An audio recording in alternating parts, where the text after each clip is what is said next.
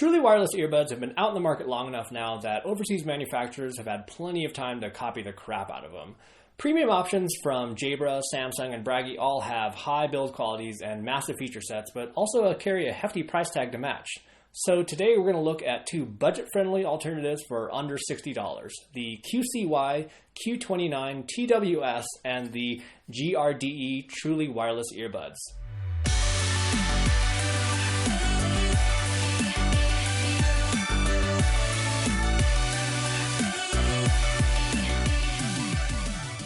Both sets of these noise-canceling earbuds will be running Bluetooth version 4.1, have a microphone for calls, have one multifunction button on each earpiece, and each earpiece can be used independently. I'll first run through the pros and cons of each pair and then go through the good and bad that are shared between the two. The QCYs usually run $60, but I found them on a lightning deal for $40, making them a great value. This pair is appealing to me because they copy the big players closely with their earpiece design, as well as the convenient charging case that doubles as an extra battery with a 220 milliamp hour capacity. To start out with the good, these earbuds definitely look great with their low profile design, and they seem to be built very well. They're very comfortable and they surprisingly stay put even with more vigorous activities than indoor relaxing, as they stated in their product description.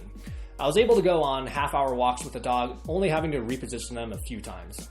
And finally, the nicely built charging case is super convenient and offers an extra 12 hours of battery life, but that's kind of where the good ends. The suggested pairing procedure was confusing at best, and they even give a very clear warning in their product description. I simply could not get it to work.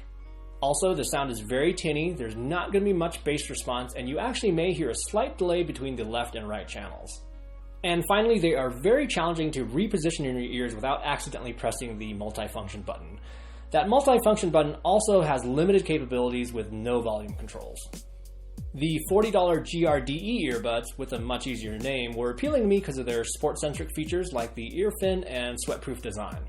To start out with the good, the ear fins did in fact keep them in place with jarring activities like mountain biking and running, and so far they've held up their sweat-proof claim with a handful of sweaty bike rides and runs. They do stick out farther than the QCYs, but it actually makes it easier to reposition it in your ears without accidentally pressing the multifunction button, which is a little bit smaller on these than the QCYs. And finally, I really like the fact that you could still charge these with a pair of micro USB cables if you lost the split cable that was included. If you lost the charging case for the QCYs, you're kinda hosed. To start out with the bad, they're kinda cheap feeling and they're not exactly a looker either. In addition, to get the optimum sound, you're gonna have to get the perfect placement inside your ear. Just like the QCYs, the multifunction button has limited capabilities with no volume controls, and you may hear that delay between the left and right channels. Although the high-profile design does make it easier to reposition in your ears, it will catch a lot of wind noise with activities like cycling. And finally, the sound is going to be very tinny with little bass response. I was hoping to remedy this with an equalizer using the music app that they mentioned in their instructions, but for the life of me, I could not find it on the App Store. So here's what you can expect with both pairs. Like I said earlier, the initial pairing procedure with the QCYs was horrific, but after that initial pair, it'll connect every single time using the manual procedure that's shared between both units. What you'll do is power on the right unit, wait for it to connect, then power on the left, wait for it to connect, and then both units will connect to your music device. In terms of sound quality, what do you expect out of a pair of $40 Bluetooth headphones? The sound is going to be quite tinny with very little bass response, but they were surprisingly clear. In terms of volume, if you like your music loud, you definitely want to look elsewhere because both units don't get that loud, but with the lack of bass response, you probably don't want it to be too loud anyways. However, for a positive point, the noise cancellation actually was quite good between both pairs, and both pairs did get a solid 3 to 4 hours of battery life. And finally, from what I can tell, they both use the same firmware and both have instructions so clear that they'll make your brain hurt. So the verdict. Just like anything else, you are going to get what you pay for, but I was actually pleasantly surprised with both of these, especially for the money. If you can deal with subpar sound quality and really need the convenience of truly wireless earbuds, I would give either one of these a shot.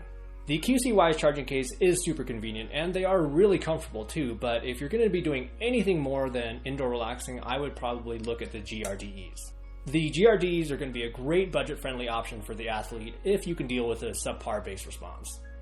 Thanks so much for watching, I really appreciate it. Please hit that like button and subscribe to my channel because now that we've seen the cheaper alternative, I'll be reviewing the premium option of the Jabra Elite Sports coming soon.